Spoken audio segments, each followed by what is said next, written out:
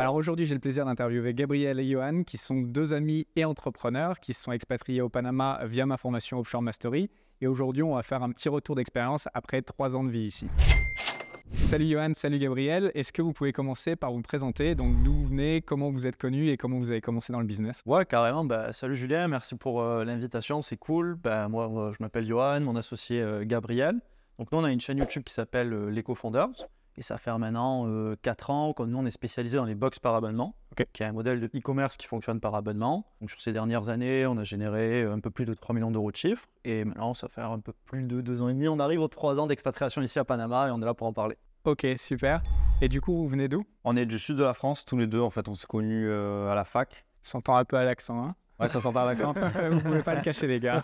Pourtant, franchement, je l'ai pas trop. Normalement, je l'ai pas trop. Vous êtes rencontrés donc du coup à la fac? On s'est rencontrés à la fac, on est du sud, Marseille. Et voilà, très rapidement, dès qu'on a fini, on va dire, un petit peu le cursus scolaire, on savait qu'on voulait entreprendre, qu'on voulait se lancer dans le business. Et du coup, lui comme moi, en fait, on était alignés sur ce qu'on voulait faire. On s'est dit, tant qu'à faire, on va s'associer. Très rapidement, on s'est lancé et puis on a commencé en fait comme ça. Au début, on cherchait un petit peu des business sur Internet. Et puis, au début, on avait commencé, nous, en dropshipping assez classique. Après, très rapidement, on voulait se professionnaliser, faire quelque chose d'un peu plus sérieux. Du coup, on s'est lancé dans le business model des box par abonnement. Est-ce que vous pouvez expliquer exactement comment ça marche en fait, ce business model? Ouais, bien sûr. En gros, les box en abonnement, c'est un système de sélection de produits que tu envoies tous les mois à des clients qui sont passionnés par une thématique. En fait, si tu veux, il y a des personnes qui sont passionnées par une thématique. Ça peut être n'importe quel type de thématique, la beauté, un certain sport ou quoi que ce soit.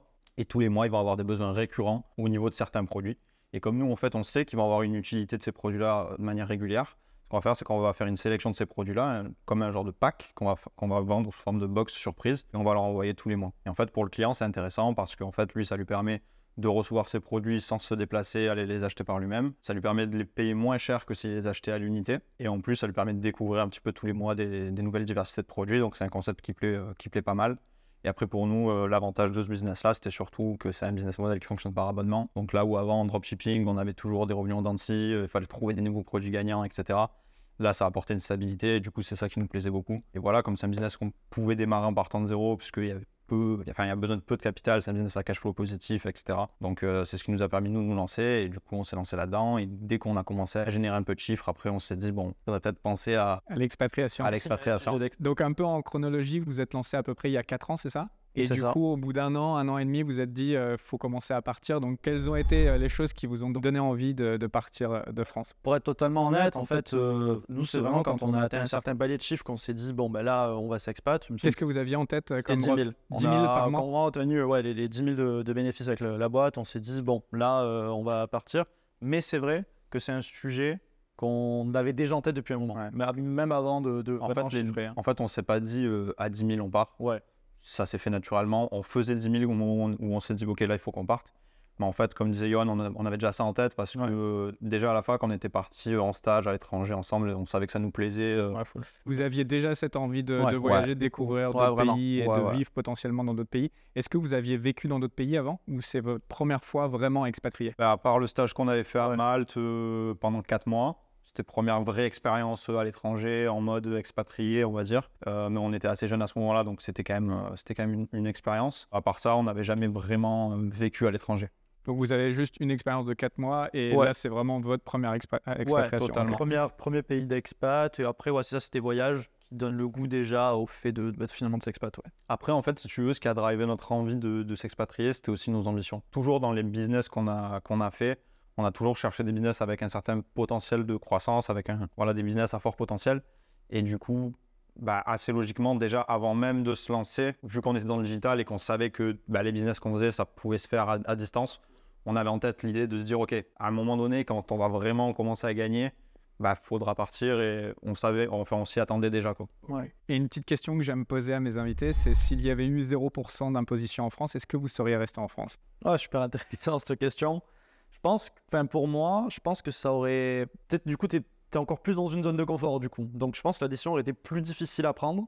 mais je pense que je serais quand même parti. Tu avais quand même cette envie. Parce que, comme je t'ai dit, c'est ce truc de voyager, découvrir, machin, moi j'adore. Donc, au-delà de l'aspect financier qui est important, parce que quand tu es un entrepreneur, c'est important, il y a ce côté aussi découvrir, machin. Donc, dans tous les cas, je pense qu'au final, je serais parti. Ça aurait peut-être compliqué la décision parce que tu es encore plus dans une zone de confort là. Ok.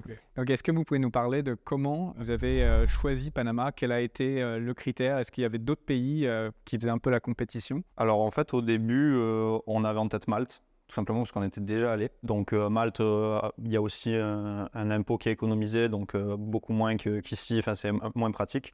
Ça, on s'en est rendu compte après. Mais ouais, au début, on pensait à Malte. Et en fait, au moment de vraiment se dire ok, on va y aller, on s'est un petit peu renseigné quand même sur les options qu'il y avait. On s'est rendu compte que Malte, niveau impôt, c'était pas forcément le meilleur. Mais c'est pas ça vraiment qui a drivé complètement notre décision. Ce qui a drivé notre décision, c'est surtout de se dire, ok, Malte, en fait, on connaît déjà. Est-ce qu'on a envie de passer plusieurs années? Parce qu'on savait que l'expatriation, c'est quand même quelque chose qui va durer sur plusieurs années. On s'est dit, est-ce qu'on a envie de passer au moins 5 ans, on va dire, sur une petite île? Pas convaincu. Donc on s'est dit, on a commencé à regarder un petit peu ce qu'il y avait. On a vu qu'il y avait Dubaï, Bangkok principalement et Panama. Franchement, on connaissait pas. Enfin, moi, je connaissais deux noms. Je crois que toi, tu connaissais même pas. Moi, 6 mois avant de l'expat, je ne le situais pas sur la carte. Ah, carrément. Moi, je savais ce que c'était par rapport à Prison Break. Ok. Mais sinon, à part ça, je connaissais pas du tout. Vous étiez jamais passé par là avant? Jamais. Moi, je suis américain, je n'avais jamais fait un. Donc, c'est vraiment, ça s'est fait pur hasard. Et ouais, comme il dit Gab, c'est ça, il y avait 3 hubs un peu pour nous. Donc, Asie. Mais il y avait ce truc où ça me dépaysait un peu trop. Et j'ai peut-être pas envie de faire ça. Autant sur le voyage, ouais. Mais c'est vrai qu'y vivre, je le voyais pas trop. Dubaï, je sais pas, j'avais un peu cette impression, un peu shiny, un peu show-off, bling bling, ouais. Bling bling, et du coup, voilà. Et alors que pour le coup, quand c'est américain, je n'étais jamais allé, donc je me suis dit, ouais, c'est l'occasion de découvrir, il y a plein de pays sympas autour, puis bon, le Panama a l'air cool, donc voilà. Ouais. Moi, perso, ça m'a chauffé direct. Quand j'ai vu Panama, je sais pas, Latin America et tout, je me suis dit, en vrai, ça a l'air de claquer. Et voilà, après, la seule réticence que j'avais un petit peu au départ, c'était... est-ce que c'est pas un peu vide? C'est le seul truc. Parce que tu vois, on a regardé un peu des vidéos et tout, et on avait vu très peu de monde en fait, à part toi qui faisais des vidéos et 2-3 gars. C'est vrai qu'en infopreneur, on n'est pas beaucoup ici en youtubeur francophone. Ouais, non, il n'y a pas une énorme communauté comme il peut y avoir à Dubaï ou en Thaïlande, ouais, clairement. Donc c'était un peu la seule crainte. Mais sinon, au final, on s'est dit, en vrai, vas-y. La langue aussi. Ah oui, tiens, bonne question. Est-ce que vous parlez espagnol? Alors aujourd'hui, ouais, franchement, plutôt même fier, parce que quand je suis arrivé, c'est vraiment, je disais 3 mots. Okay. Là, aujourd'hui, je suis fluent. Ok, c'est cool. Bravo. Ouais, franchement, comment tu t'y es pris d'ailleurs? Les filles. Hein. Les filles. On va y venir en fin de vidéo, restez bien jusqu'à la fin. Ok, ouais, c'est la meilleure façon d'apprendre, c'est sûr. Mais c'est vrai que c'est un truc qui m'avait fait un peu peur, parce que bon, moi, justement, je commençais à bien gérer l'anglais. Je disais, est-ce que je vais m'envoyer sur de l'espagnol? Et en fait, tu te vends un truc un peu à toi-même. Je dis, bon, à tous les coups, ça va parler anglais. Au final, ça parlait pas du tout anglais. Ouais, en fait, l'anglais, ça aide vraiment quoi, dans les banques, ouais. Quelques restos, les restos haut de gamme, on va dire. Petite anecdote, la banque, on arrive pour ouvrir le compte et tout, et en fait, la caissière parlait pas un mot. Elle nous passait le téléphone de sa pote qui parle anglais, et on parlait comme ça. C'est un délire. Ah, c'était une sacrée expérience quand on est arrivé. Et ouais, moi pareil, je parlais pas un mot d'espagnol. Bon, très rapidement, j'ai compris que je parlerais pas anglais ici. Okay. Du coup, j'ai complètement... Enfin, à la base, pareil, je voulais apprendre un peu l'anglais et tout, donc c'était un peu dommage. Mais au final, voilà, j'ai fait mon deuil sur l'anglais, je me suis mis full espagnol. Aujourd'hui, je parle bien espagnol, donc... Donc, vous avez parlé de vos craintes, du fait que ça soit vide. On va y revenir un petit peu plus tard dans la vidéo sur la communauté qu'il y a ici, etc. Est-ce que vous aviez une crainte au niveau de la sécurité, peut-être? Parce que l'Amérique latine, l'Amérique centrale, ça fait parfois peur pour certaines personnes. Est-ce que vous aviez peur de ce côté-là ou pas du tout? Disons que moi, je suis un grand optimiste, donc je sais pas pourquoi, mais jamais rien d'arrivé de grave. Moi, j'habite à Marseille, donc il y a toute cette image des gens en quête spéciale, machin et tout, et je sais que c'est faux. Donc j'ai ce truc déjà de me dire, non, la plupart du temps, on en fait toujours beaucoup plus que ce que c'est réellement. Donc assez naïvement, non, c'est pas quelque chose qui m'a freiné. Après, c'est que dans ma famille, puis du coup, au moment où je me suis dit que j'allais m'expat, là, du coup, attention, c'est Amérique latine, machin, etc. Donc c'est plus eux qui m'ont mis un peu ça, mais moi, j'étais assez... Et si tu compares le niveau sécuritaire entre ici et Marseille, qu'est-ce que tu penses? Qu'est-ce que tu dirais? Déjà, moi, pareil, je suis assez naïf. C'est pas une question que je me suis vraiment posée. Enfin, je me suis pas dit... par exemple, j'ai vu qu'il y avait une vidéo, toi, tu y étais, tu disais que c'était bien. Bon, ok, tu vois. Je me suis dit, vous en faites pas beaucoup, les gars. On verra sur place, tu vois. Je te dis. Donc, ouais, franchement, c'était pas vraiment le genre de question que moi, personnellement, je me suis posée.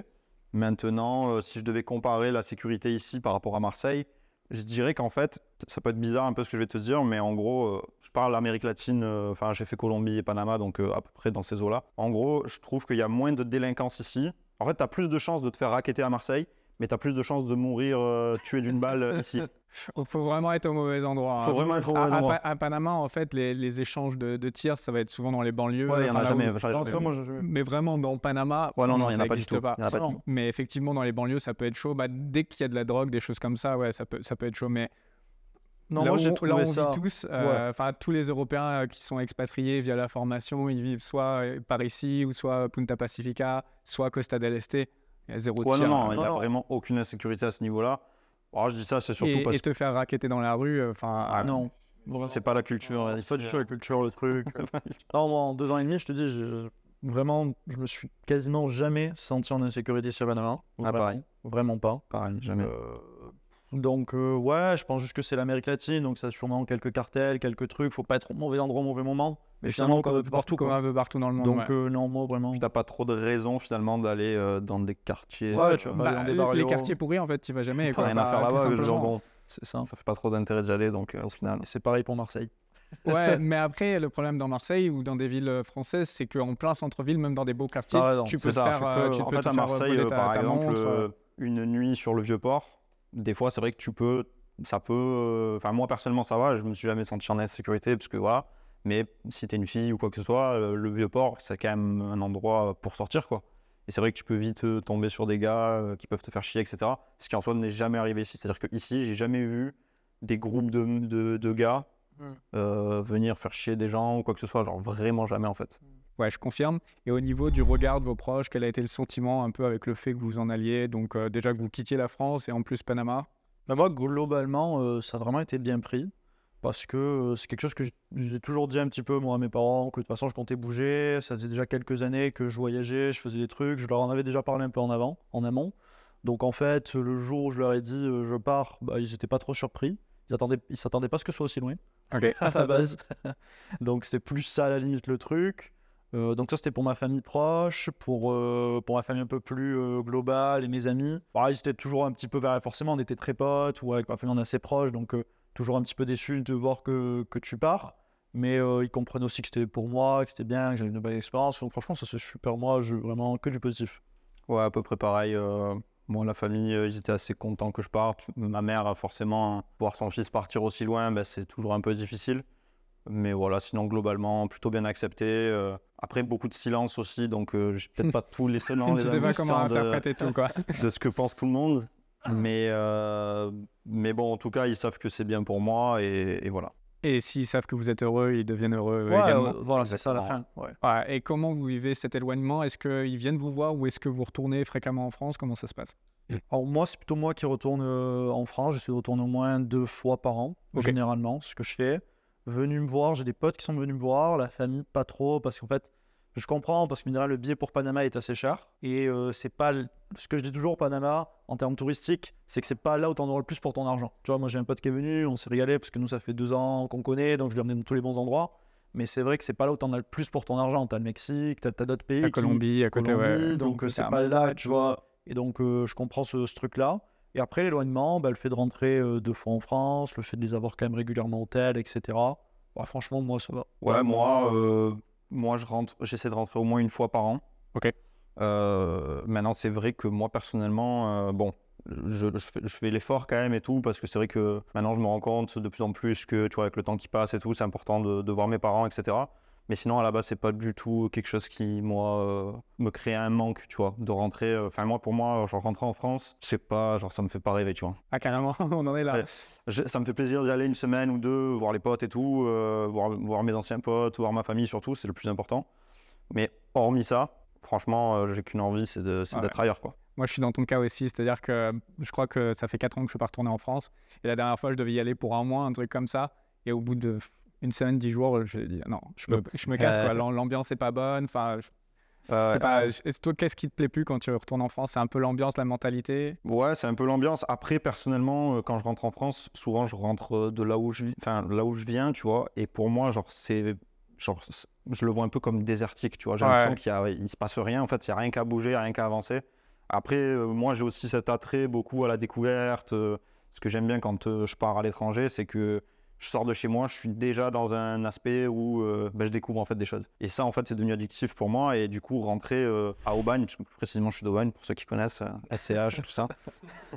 Quand je rentre là-bas, j'ai l'impression qu'il n'y a rien qu'à bouger, quoi. Et du coup, je me dis, bon, c'est cool, mais en fait, au bout d'une semaine, je me dis, bon, bah, voilà, quoi, il faut que je me barre, quoi. Moi, j'ai carrément un sentiment que c'est triste, en fait. Quand je rentre dans la ville d'où je viens, par exemple, où je suis né, bah, il n'y a rien qu'à changer, c'est toujours la même personne au même endroit. Enfin, c'est triste, quoi, en fait. Et c'est vrai que c'est pour ça que j'aime de moins en moins y aller, tout simplement. Moi, je suis un peu plus chill que vous, les gars. Moi, je kiffe. Tu kiffes Moi, je kiffe quand rentrer et tout. Ouais. Après, moi, je suis de Marseille. Et c'est vrai qu'à nous, à Marseille, on a le soleil, on a la mer. Moi, j'ai de très bons potes là-bas. T'as la corniche. Donc, moi, franchement, non, vraiment, ça me fait. Enfin, j'en ai un peu besoin de rentrer. Ça me fait une bouffée d'air. Maintenant, pareil, je vais pas y rester je sais pas combien de temps. À chaque fois, je reste sur des courtes périodes de temps. Parce qu'au final, j'ai d'autres trucs à faire. Et pareil, j'aime toujours ce côté découvrir et tout. Et moi, ça me fait une bouffée d'air et je kiffe rentrer. Ouais, c'est cool. On va parler un petit peu de quand vous êtes arrivé à Panama. Quelles ont été vos premières impressions quand vous avez découvert la ville pour la première fois? Parce que, pour préciser, vous vivez à Panama City. Hein? Ouais, on vit sur Panama City. Ouais. Premières impressions quand on est arrivé, en vrai, on avait, je pense, tous les deux un peu le même sentiment, assez déboussolé, puisqu'on est arrivé en pleine pandémie. Ouais, faut savoir. C'est vrai. En fait, nous, quand on est parti de la France, ils venaient de déconfiner. Tu sais, à l'époque, on ne savait pas trop, ça déconfinait pas, on ne savait pas combien de temps ça allait durer. Et dès qu'on a eu la petite ouverture de 2 semaines, on est parti. On est parti, du coup, on est arrivé ici. Et en fait, le jour même où on a trouvé notre appart, c'était le jour où, ici, ils ont refermé tout. Tu vois, donc on a vraiment eu de la chance, sinon ce serait retrouvé pendant 1 ou 2 mois à l'hôtel.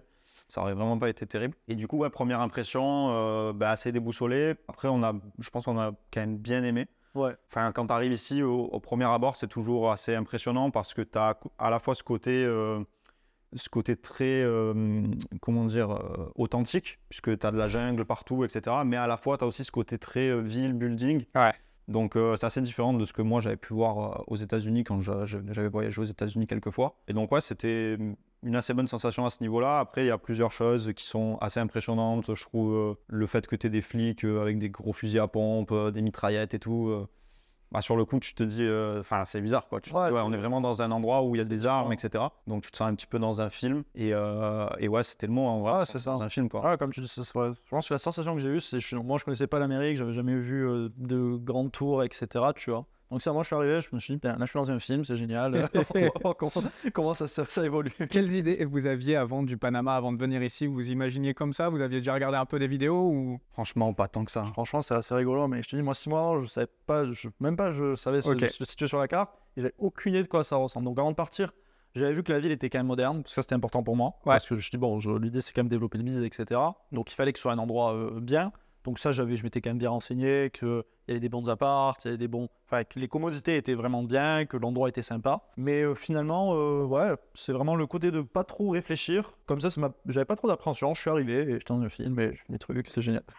Pour ceux qui connaissent pas, en fait, Panama, pour résumer un peu, c'est la jungle autour d'une ville moderne. Ouais, et en bas, par contre, dans la rue, on est quand même en Amérique latine. Il y a des trottoirs qui sont un peu défoncés, il y a des câbles électriques. Mais quand tu regardes d'en haut comme ça, t'es à New York, quoi. Enfin, j'exagère, mais c'est un peu ça. Ville américaine moderne, quand tu regardes la skyline, on va dire. En bas, ça reste l'Amérique latine, mais ça se développe et les routes, quand même, sont correctes à pas mal d'endroits. Ils avancent. Il y a des gros nids de poules. Faire gaffe pour ceux qui veulent des bagnoles de sport très basses dans cette ville. Mais voilà, en gros, c'est une ville américaine, toujours un peu latino quand tu es dans la rue, avec une jungle autour. Ouais, c'est ça. Je pense que c'est un bon résumé, non? Ouais, total. Ouais. Un truc important à noter dans la première impression, on a eu pas mal peur, je pense, sur l'aspect nourriture. Parce que quand on est arrivé, on était dans les hôtels et on se mangeait des trucs panaméens. On s'est dit, ouf. On a changé d'hôtel au moins 3 ou 4 fois pour trouver une bonne bouffe. Et à chaque fois, c'était dégueulasse. En fait, le problème de la nourriture au Panama, c'est que c'est pas comme en France ou comme dans beaucoup de pays où tu peux tester un petit resto comme ça juste au feeling. Tu peux pas faire ça. Ici à Panama, en fait, tu as 9 chances sur 10 d'être déçu. Faut vraiment... Non, mais c'est vraiment très mauvais. Donc, il faut vraiment trouver les bons endroits. Mais par contre, quand on les trouve, il y a des restaurants de niveau international là. Et ici, ce qu'il faut comprendre, c'est que c'est une ville d'1 million d'habitants, donc c'est pas non plus une énorme ville, et qu'il doit y avoir de très haut niveau, il doit y avoir 25-35 restaurants. Alors, il y a des personnes qui vont avoir besoin d'énormément de restaurants. Moi, je trouve que c'est largement suffisant. Mais il y a 25-35 restaurants de très, très haut niveau. Après, il doit y avoir 1000 ou 2000 restaurants, mais vraiment très, très bons. Je pense qu'il doit y avoir 35 restaurants, quelque chose comme Ouais, ça. non, c'est clair. Non, aujourd'hui, franchement, moi, j'y trouve mon compte en termes de resto, d'endroits et tout. C'est cool, mais c'est vrai que c'est quand on est arrivé, c'est le côté culture gastronomique panaméen qui est Ouais, non, c'est zéro. catastrophique. Et même au niveau des supermarchés, tout ça, il faut vraiment trouver les endroits où on source la nourriture. Parce que si tu vas au premier épicier comme ça de quartier, en fait, ça va être pourri, c'est de la mauvaise qualité, c'est des trucs importés, les fruits sont pas bons, etc. Il faut vraiment trouver ces providers. Et ensuite, une fois que tu te fais ton petit cocon, c'est assez agréable. Mais c'est vrai qu'au premier abord, et j'ai eu ce même feeling, moi, quand je suis arrivé, je me suis dit, mais ça... En plus, j'arrivais d'Asie du Sud-Est, tu vois, j'arrivais de Thaïlande ou de Cambodge, je sais plus. Et bref, là-bas, tu manges dans la rue, n'importe où, tu t'arrêtes, tu manges un truc, c'est bon, quoi. Et là, tu arrives, si tu vas dans le premier truc, t'as énormément de chances que ça Je soit t'en vraiment pas raconte bon, quoi. Ah ouais. Clair. Donc, nourriture, bah ouais, c'était un point que je voulais aborder. Donc, finalement, vous avez réglé ce problème. Ouais, total. Bah, moi, aujourd'hui, j'ai un service de repas déjà dans mon quotidien. Parce que bah, ça me permet de gagner du temps et de manger sain tous les jours. Donc, c'est quelqu'un qui t'apporte les repas tous les Qui jours. m'apporte les repas tous les jours. Donc Ok. ça, c'est super cool. Les week-ends, je le prends pas parce que je préfère faire des restos avec les potes, etc., voir du monde, machin. Et sinon, après, pour les autres trucs, il y a les supermarchés. Puis franchement, même dans ta format, tu donnais déjà quelques infos sur où est-ce qu'il fallait j'avais fait un sourcer les petit choses, guide, etc. Et pareil, du coup, j'ai le supermarché qui me livre une fois par semaine tous les trucs que j'ai besoin. Et ça se passe bien. Pareil pour toi. Tout pareil pour moi. Ouais. On a tout. Enfin, on avait déjà les bonnes indications dans la format qui nous disaient déjà un petit peu les endroits où il fallait loger, etc. Et après, ce qui est bien, c'est que nous, on est à Punta Pacifica. Ce qui est bien, c'est que tu as tout en bas à pied. Tu descends, tu as ton foodie. C'est même meilleure qualité. Enfin, je trouve personnellement un foodie plus haut de gamme que ce que tu peux retrouver en France. Il y a des trucs vraiment pas mal, ouais. Foodies, pour que les gens aient un peu un ordre d'idée, c'est un peu un Monoprix, on va dire. C'est un peu un français, Monoprix, ouais. C'est un peu le supermarché un peu gourmet, on va dire. Ouais, c'est ça. Je trouve super quali. Moi, ça me suffit large. Après, on fait pas vraiment les courses parce qu'il y a le système de repas qui nous livre tous les jours. Ouais. Donc, on y va plus pour les fruits. Enfin, moi, j'y vais plus pour les fruits, un peu des boissons de temps en temps, des trucs. J'y vais pour prendre le petit déj des fois parce qu'ils font des croissants et tout. Après, c'est un peu cher, effectivement, par rapport à la France. Après, moi, en France, quand je suis parti, j'étais encore chez mes parents en France, donc j'ai jamais connu le truc. Je connais pas vraiment les prix. Mais je peux concevoir que quand tu arrives ici, tu te dis c'est cher. Ok, bah justement, c'est un point que je voulais aborder. On va parler un petit peu du coût de la vie. Ouais. Donc, vous trouvez ça cher globalement? Bah, relativement, c'est cher dans le sens où, en fait, de base, comme dit, moi, j'étais chez mes parents, donc le prix des fruits et légumes, j'en savais rien, tu vois, vraiment pas. Donc, de base, je suis arrivé, je prenais et tout, et puis, en fait, quand je parle avec mes parents, je me rends compte que des fois, c'est 40% plus cher, en fait, que ce qu'ils ont. Et bon, parce que ça se comprend, parce que c'est un petit pays, donc tout est importé, donc c'est cher. Donc, ouais, c'est vrai que c'est quand même relativement, on va dire, surtout en termes de nourriture, plus cher. Après, qu'en France. ouais, pour le coût de la vie au Panama, moi, je trouve que, en fait, en soi, c'est cher. En fait, tout dépend comment tu te positionnes. Parce qu'en fait, vu que tu payes pas d'impôts, ce que tu économises sur l'impôt revient faut mieux beaucoup. payer 40% plus cher ses tomates, mais pas se taper 70% d'impôts, je pense. C'est ça. Donc, je pense qu'en fait, finalement, le ratio se fait en fonction de combien tu gagnes. C'est vrai que quelqu'un qui vient, qui est ric-rac, il Ça faut vaut mieux pas qu'il le reste coup. en France. C'est ça, exactement. c'est ça. Moi, c'est la réflexion que je portais, c'est de me dire quelqu'un qui est ric-rac, franchement, parce que du coup, tu te retrouves reclus. Nous, ça va, on est à Punta Pacifica, dans les bons quartiers et tout, donc nickel, tu vois. Mais c'est vrai que si t'es un peu ric-rac, bah, tu te retrouves dans un quartier un peu éloigné, tu vas payer cher pas mal de trucs, et je suis pas sûr que tu trouves vraiment ton compte. Ou alors, il faut mieux un autre pays d'expatriation, genre Colombie, par exemple. Colombie, parfait, ouais. Voilà, des Peut-être pays Colombie. beaucoup moins Après, chers. Colombie, normalement, tu payes des impôts. Oui, tu as des impôts. Ça, c'est un autre Thaïlande, sujet, mais en termes de ouais. coût de vie, tu En peux termes de vivre pour coût de vie, oui, beaucoup. c'est beaucoup mieux. Ouais. Ouais. C'est vrai que Panama, il y a beaucoup de gens, comme ils voient ça, donc Amérique centrale, Latine-Amérique, ils pensent que ça va pas être cher. Et en fait, c'est le pays le plus cher de cette zone-là, et c'est même quasi au prix de certaines villes américaines. Donc, c'est vraiment pas donné.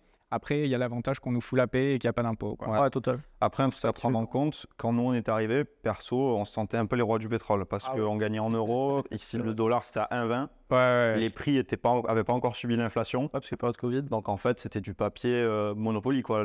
Les dollars, nous, on était au resto tous les jours. Enfin, on faisait un peu Surtout n'importe quoi. après période Covid, où en fait ça fait un an ou deux que t'en as fait, donc là on claquait dans tous les sens. On a vécu l'année après Covid, on a vécu, c'était. L'année après Covid, ça nous a fait une grosse part parce qu'en fait l'euro a chuté, enfin il était à l'égal du dollar, donc toi, tu prends moins 20%.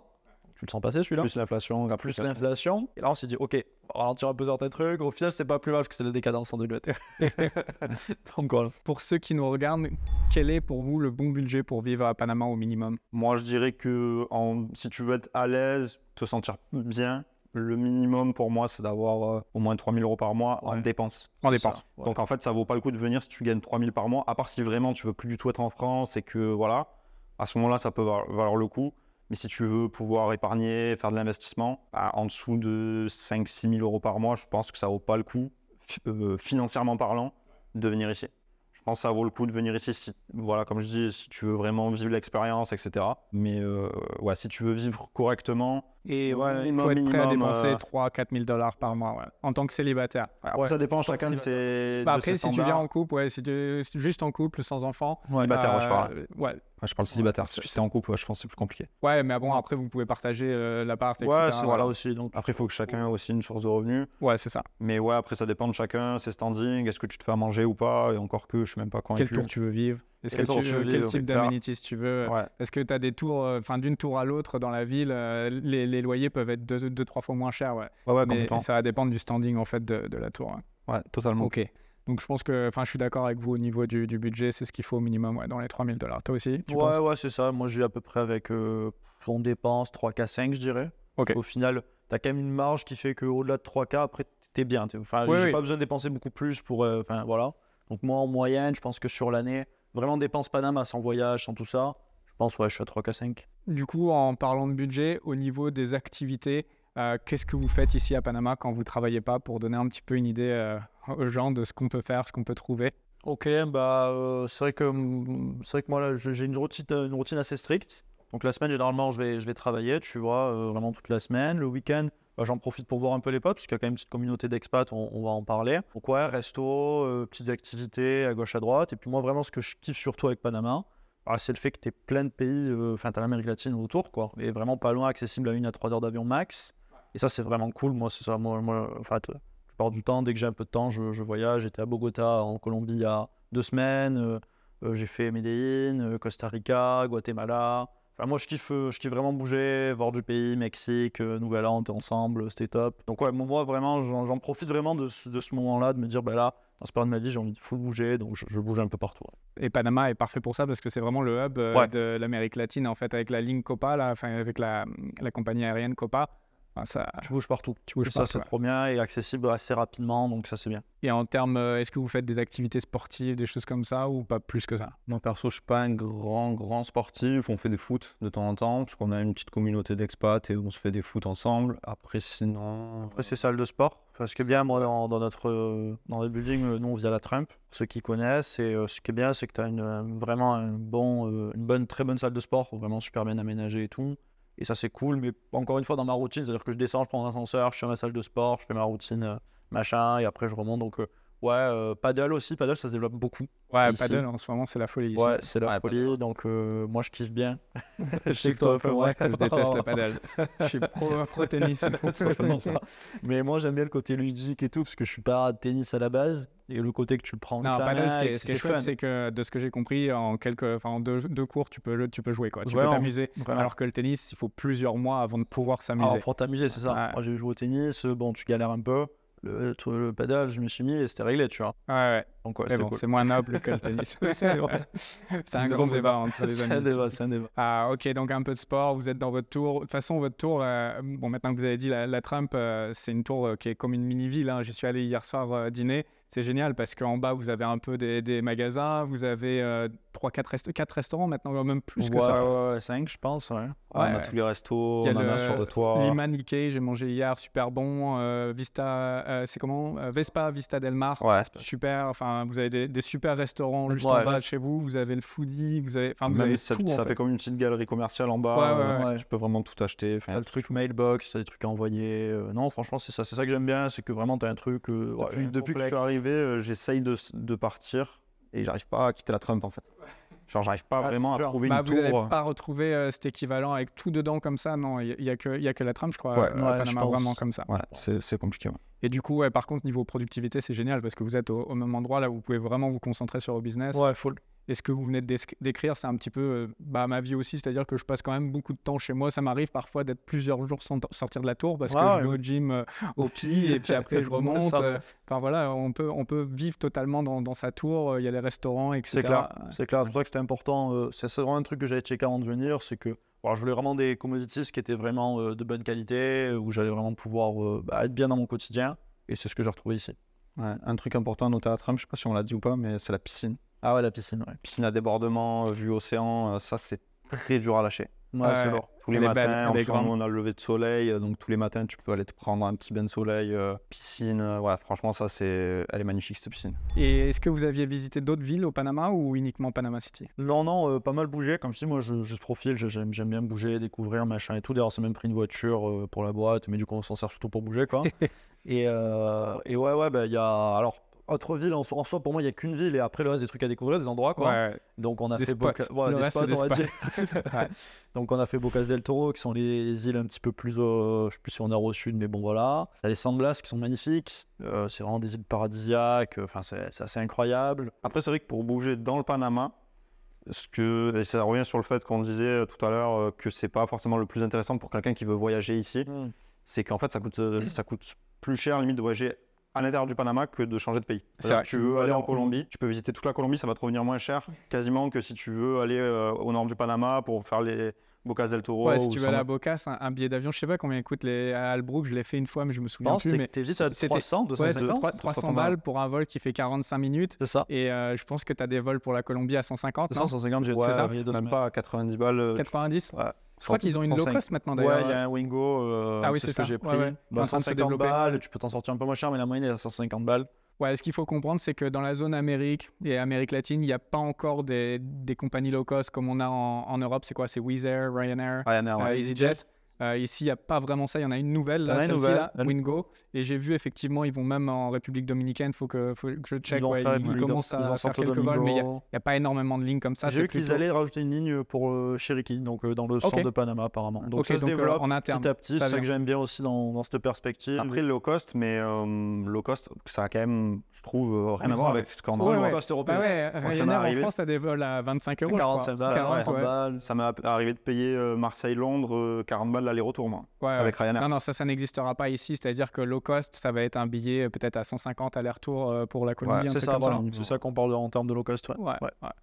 Mais bon, c'est un des désavantages. On pourra en parler juste après, des désavantages de vivre ici. Vous avez fait Boquete de Cherokee. Ouais, ouais. vite fait. En fait, on a monté le volcan. Franchement, c'était grave sympa. Ce qui est intéressant avec Panama, c'est que je crois que c'est justement quand tu es au volcan, tu peux voir les deux Tu mers. vois les deux océans. Ouais. C'est le seul point dans le monde où tu peux le faire. C'est qu'il y a une petite anecdote assez sympa et qui te motive un petit peu à le monter parce que mine de rien, c'est quand même 7 heures de marche en pente comme ça, donc c'est bien dur. Waouh, ok. Mais moi, je kiffe le côté sportif et tout, donc franchement, on a grave kiffé. Ah, c'était cool. Non, en vrai, Panama, il y a quand même des choses à voir, c'est quand même intéressant. Donc maintenant, on va parler un petit peu de la communauté francophone ici à Panama, des amitiés qu'on puisse créer dans vos 3 ans d'expatriation ici. Donc si vous pouvez nous dire un petit peu un petit mot là-dessus, si vous êtes fait des amis plutôt francophones ou des Panaméens carrément. Des deux au final. C'est vrai qu'il y a une petite communauté de francophones, français, des Canadiens aussi d'ailleurs. Donc ça c'est plutôt cool parce que c'est vrai qu'en 3 ans là, vraiment on a fait vraiment de bonnes amitiés, de bonnes rencontres. Il y a vraiment un petit up quand même de personnes, donc ça c'est cool ça, parce que mine de rien, voir des Français, discuter de certaines choses, puis mine de rien c'est souvent des entrepreneurs. Tu as aussi des mecs de grandes boîtes qui sont là, la Nestlé, tu as ce genre de boîte, donc c'est assez intéressant. Donc ouais, pas mal de potes ici, donc ça c'est plutôt cool. Et puis après aussi pas mal de potes aussi locaux ou étrangers, mais d'Amérique latine, argentin, tu vois, d'autres pays comme ça. Et donc ouais, le mix est franchement super intéressant. Ouais, en fait, l'avantage, c'est que tous les expats se retrouvent un petit peu aux mêmes endroits. Dans les mêmes tours. Là, vous êtes dans la Trump, c'est très facile. On a tous un peu à la recherche des mêmes repères. T'as vite fait de... Et nous, c'est vrai que dès qu'on est arrivé à Panama, on a vu la Trump. Donc on s'est dit, c'est ça qu'il nous faut. Et je pense que c'est un peu l'effet que tous les Français ont eu. Première personne que nous, on a rencontrée personnellement, c'était Adam Swift, pour ceux qui connaissent. Et je le connaissais un petit peu parce qu'on avait parlé en France. Enfin, on s'était déjà parlé un peu pour du biz, mais on s'était jamais rencontrés. Et du coup, c'est assez drôle parce qu'on débarque à la Trump et au bout d'une semaine, je le croise et je dis attends, tu serais pas Adam et tout. Du coup, on s'est fait vite potes. Et après, on est devenus amis. Après, on a rencontré aussi Elliot. Donc, beaucoup d'infopreneurs. Enfin, il y a quand même quelques infopreneurs. Peut-être pas beaucoup par rapport à ce qu'on peut trouver à Dubaï ou quoi que ce soit. Mais du coup, on a assez beaucoup de points en commun et donc on devient vite potes. Et ouais, voilà quoi. Donc, ouais, on se fait quand même. Donc, vous avez votre petit réseau. Et... Ouais, petit réseau, mais finalement, tu vois, ce que j'aime bien aussi, c'est qu'il n'y ait pas non plus trop de Français. Parce que moi, je trouverais que ça. Sinon, tu restes qu'avec des Français tout le temps et c'est un peu chiant. Et moi, j'aime bien aussi voir d'autres personnes, tu vois. Et donc, tu as une petite communauté qui fait que tu as vite tes potes et tout, mais ça te permet aussi d'avoir d'autres temps pour voir d'autres gens et tout. Donc, ça, j'aime bien. Et la communauté est pas trop grande. Je trouve aussi que c'est un avantage, tu vois. Moi, je trouve Par exemple, à Dubaï, tu es très, très sollicité. En fait, il y a tellement de monde que tu es tout le temps sollicité. Ici, ce que j'aime bien, c'est qu'il y a un petit peu, il y a une petite communauté, donc il en faut une pour être confortable, Ouais, mais c'est pas trop. c'est ça, Ouais. pareil. J'ai Et- mal ressenti. Et ouais, pour moi, c'est un avantage. Ouais, Pareil. totalement. C'est vrai que c'est un avantage. Moi, je le ressens. Bah, déjà, pour être focus sur le taf et tout, c'est quand même mieux, mine de rien. Je pense que pour monter un business, ici, c'est un des meilleurs endroits. Ouais, pour le parce coup, qu'en ouais. fait, tu es vraiment dans une bonne bulle, il n'y a Ouais, pas ouais. trop de distractions. Moi, ici, je me vois en monk mode. À Panama. Peut-être. Ouais, il y avait une petite. Il y avait une On y petite- vient, c'est pour la fin de la vidéo, calme-toi. On va parler de la santé un petit peu. Comment ça se passe au niveau de la santé? Parce que c'est toujours une question qu'on me pose dans les commentaires. Donc, en gros, les gens ont un peu peur de s'expatrier pour le côté santé. Qu'est-ce que vous faites? Est-ce que vous allez, quand vous avez un bobo, est-ce que vous allez à la clinique, vous payez cash ou est-ce que vous avez une assurance Bon, on a pris une assurance, parce que je crois que c'est même toi qui l'as recommandé, enfin je sais plus. Ouais, c'était dans le format. C'est un format, donc on avait pris une assurance. Bah quand même, on sait jamais si t'arrives un pépin, machin et tout, donc on paye une assurance, je crois à l'année, je sais plus combien ça coûte. T'as une C'est idée? 350 le trimestre, un truc comme Ouais, ça, ça fait 400 1000 balles par an, en gros. C'est à peu près par 1000 balles. personne? Ouais, par Par personne. tête. Ouais, c'est ça, voilà. Et après, à côté de ça, en vrai, je m'en sers même pas tout le temps, parce que la plupart du temps, en fait, j'oublie de faire déduire mes frais, donc Ouais, c'est un peu fastidieux, tu sais, il faut prendre la photo, leur envoyer, puis si t'as pas la note du docteur, il te rembourse pas, enfin c'est un peu chiant. Moi je l'ai pris plus pour en cas de gros coups durs, Ouais, on va dire, si c'est ça. d'un coup t'as une grosse opération qui doit te coûter 10 000 ou 20 000 balles, bah, t'es content d'avoir payé ton truc, mais c'est vrai que pour les frais du quotidien, généralement nous on y va, enfin moi personnellement je paye et je fais rarement la demande, à part si vraiment j'ai des trucs et que je prends le temps de le faire. Après sinon au niveau des soins, pareil, moi, assez naïvement, quand je suis venu, je me suis pas trop posé la question. Je me suis dit, au pire, bon, je prends un billet, s'il faut, je vais me faire soigner ailleurs, quoi. Personnellement, nous, on est radié, enfin, je pense que toi, c'est pareil, on est radié des trucs France. Ouais. Quand on va en France, on doit payer quand même. Enfin, maintenant, ils ont fait un système où on n'a plus besoin de faire l'avance en France, donc ça, c'est cool. Ok. Mais ouais, sinon, ici, je trouve que les infrastructures sont bonnes. On a quand même des bons docteurs, voilà, il y a tout ce qu'il faut. Il y a quelques bonnes cliniques, mais c'est vrai que si tu vas dans le premier hôpital public, ça va pas être top. Non, mais si ouais, tu non. vas dans les cliniques, tu as Pacifica Salud, c'est ça? Ouais, À côté de chez vous. Ouais, ça, c'est top, hein. Ouais, elle est superbe. C'est un peu cher, mais c'est top. Ouais, c'est top. La prise en charge et tout, c'est incroyable. Ouais, c'est tout T'as neuf, le moindre truc, tu y vas directement, tu as un rendez-vous. C'est Ouais. très rapide. Et sinon, en termes de qualité, tu as aussi à Costa del Este, il y a une super clinique. D'accord. Ok. Voilà, Ouais. c'est vraiment les deux gros points. Ok. Donc voilà, vous avez trouvé une qualité. Ouais, non, franchement, à ce niveau-là, Ouais, la santé, c'est cool. Peut-être juste sur le dentiste. Pour l'anecdote, je leur ferai pas totalement confiance. Ouais. Ils ont essayé de me. Enfin, et moi, quand je suis arrivé au départ, alors que c'était plutôt des bons dentistes à la base, mais ils m'ont diagnostiqué soi-disant une carie que j'avais pas du tout. Quand je suis entré en France, mon dentiste m'a dit non, t'as rien. Ouais, faire attention. Bon. Ici, c'est une culture un peu américaine, c'est-à-dire que le docteur est aussi un vendeur, quoi. Exactement. Ouais, Donc, comme à ce Dubaï qui est aussi, pas c'est du pareil. tout le cas en On essaie France. de t'en coller C'est ça. un maximum. C'est ça. hein. Ce qui n'est pas le cas en France. J'avais Vraiment, comme tout est en fait sous l'administration, finalement, si t'as rien, ils te laissent tranquille. Alors que là, Ouais. ils sont dans le truc de, bah, en fait, t'es un patient client, quoi. Ouais, c'est Parce ça. que c'est ça. s'ils peuvent te passer un truc, ils te le passent. Enfin, Ouais, en c'est fait, cette mentalité qu'il y a en Amérique, faut le Dubaï. prendre en compte, quoi. Parce que sinon, tu te retrouves à faire des choses que t'as pas besoin, quoi. Ouais, faut avoir moins confiance, entre guillemets, dans le docteur. Ouais, dans le diagnostic, tu te racontes, quoi. Bon, c'est le bon moment, on va pouvoir en parler. Ok. On va parler des filles ici. Ok. Est-ce que vous êtes venus en couple ou vous êtes venus célibataire? Et si vous pouvez nous parler un petit peu des rencontres que vous avez eues pendant les 3 ans ici. Ouais, bah, on était célibataires tous les deux quand Ouais. on est arrivés. Et toujours, d'ailleurs. Voilà, on est toujours célibataires. Moi, personnellement, j'avais un petit peu une appréhension parce que j'avais entendu sur le peu de vidéos qu'il y avait sur le Panama, Moi et Charles, c'est vrai qu'on détruit un peu Voilà. la chante féminine.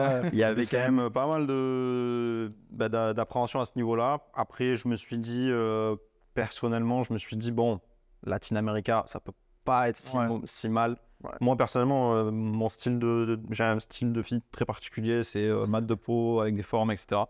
C'est Donc, parfait pour toi ici. Voilà, donc je me suis dit, ça va le faire. Et au final, bah voilà, enfin, après, on va en parler, mais... Ouais, bah moi, alors nous, on a deux styles totalement différents, mais c'est bien parce qu'on se marche jamais dessus. Mais moi, les latinas, moi, j'aime beaucoup. Mais du coup, je suis pas trop sur forme et tout comme Gab, lui, il va être beaucoup là-dessus. Moi, enfin, profil type Shakira, tu vois ce que je veux dire? En termes de style, taille, tout, tu vois. Et en fait, il y en a plein ici, colombiennes, c'est ça. Ouais, colombiennes, vénézuéliennes, même certaines panamènes de l'intérieur du pays. Voilà, moi, je suis peau blanche, c'est plus mon style, mais peau blanche, on va dire latina. Donc non, ouais, franchement, niveau fille, je me retrouve trop bien ici. En fait, pour que les gens comprennent bien, c'est qu'avec Charles the Ripper, c'est vrai qu'on avait fait souvent un peu ce diagnostic. C'est que, je crois que c'est quasi 60% de la population qui est obèse au Panama. Ouais. Donc, et après, dans les 40%, il y en a qui sont bien enchères.